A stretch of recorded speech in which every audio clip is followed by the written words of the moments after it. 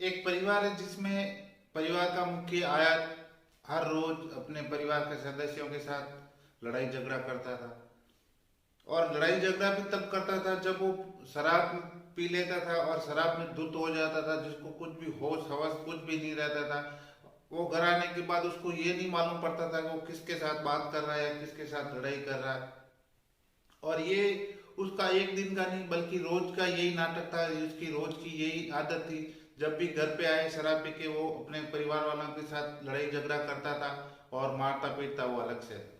फिर अचानक से एक दिन मालूम पड़ता है कि परिवार के मुखिया की मृत्यु हो गई, उसकी हत्या कर दी। और हत्या किसने की अब ये किसी को नहीं मालूम कि आखिर उसको किसने मारा। घर घर के परिवार वाले भी दुखी थे कि उसको किसने मारा। तो आए जानते हैं इस कहानी में कि आखिरकार उसकी हत्या किसने की, क्यों की और इसके पीछे क्या कारण था। आदाब, नमस्कार, सत श्री अकाल। आज की जो सच्ची घटना मैं आप लोगों को सुनाने जा रहा हूँ वो दरअसल कर्नाटक का एक जिला है बागलकोट। बागलकोट में एक छोटा सा कस्बा है मुदेल, वहां की घटना है। एक शख्स रोज शाम को घर पे आता था, शराब पी के आता था और अपने परिवार वालों के साथ लड़ाई झगड़ा करता था, मारता पीटता था। रोज का उसकी यही दिनचर्या थी। पूरे दिन सोया रहता, शाम को शराब पीता और फिर घर आके अपने परिवार के लोगों को मारता पीटता और खाना खा के सो जाता। 6 दिसंबर को भी सेम यही वाक्य हुआ था। वो शराब पी के अपने घर पे आया, उसका लड़का था विठल, उसके साथ लड़ाई झगड़ा करने लगा। तब वह उस समय तो कुछ उसने बाप बेटे ने कुछ बोला नहीं, जैसा बाप ने कहा वो बेटे ने मान लिया, उसको पीटा तो भी उसने कुछ भी नहीं किया और वो जैसे तैसे शांत होके बैठ गया। रात के 8-9 बजे का टाइम था। विठल अपने खेत में गया हुआ था, उसका पिता भी उसके पीछे पीछे खेत चला गया। और उसको जब खेत चला गया तो उसको वहां अकेला देखकर उसको फिर मारना पीटना चालू कर दिया।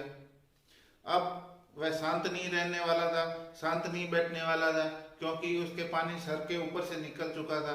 और उसको कहीं ना कहीं ये लगता था कि अभी पापा को सबक सिखाना जरूरी है, अभी पापा को कुछ ना कुछ करना पड़ेगा, नहीं तो ये आए दिन ऐसे ही मारते पीटते रहेंगे। तब वह बेटा जिसका नाम विठल, वह एक बड़ी सी छड़ी लेके आता है और अपने पापा को पीटना चालू कर देता है। और वो तब तक पीटता है जब तक उनकी सांसें शरीर नहीं छोड़ दे, उनके प्राण नहीं निकल जाए, तब तक पीटता है।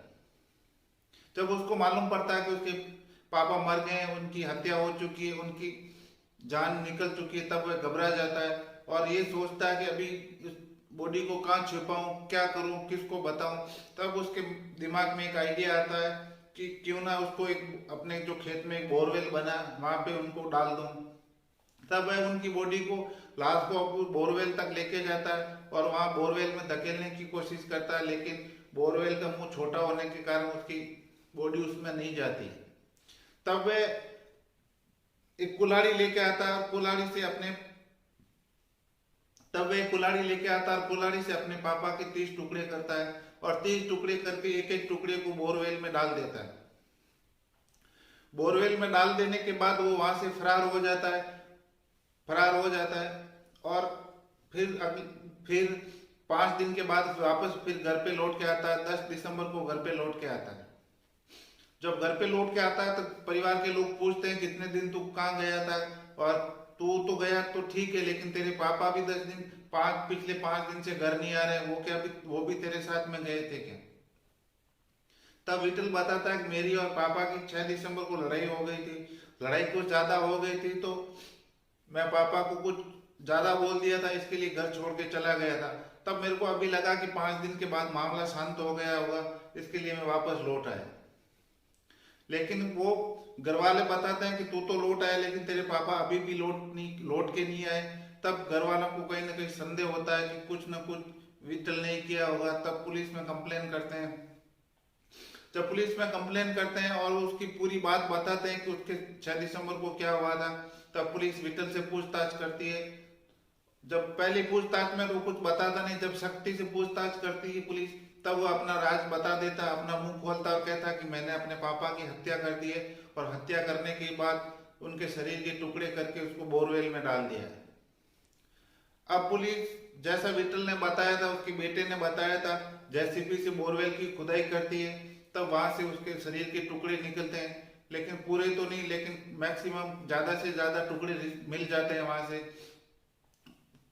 टुकड़े मिल जाने के बाद उसका पोस्टमार्टम किया जाता है। पोस्टमार्टम के बाद उसके शरीर के जो भी टुकड़े थे परिवार को सौंप दिया जाता है और बेटे को हिरासत में लेकर जो भी कानूनी कार्रवाई होती है उसके ऊपर की जाती है। अभी उसका केस कोर्ट में चल रहा है, आगे भविष्य में क्या होगा वो अभी कोर्ट निर्धारित करेगा। लेकिन एक बेटे ने अपने पिता के साथ किया, वो सही था या गलत था, वो ऐसा करना उचित था या कहाँ तक उचित था, आप कमेंट करके बताना कि किस एक बेटे ने अपने पापा के साथ किया वो सही था या गलत था।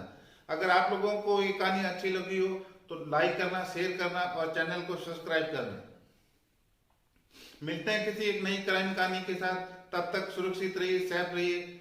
जय हिंद, वंदे मातरम।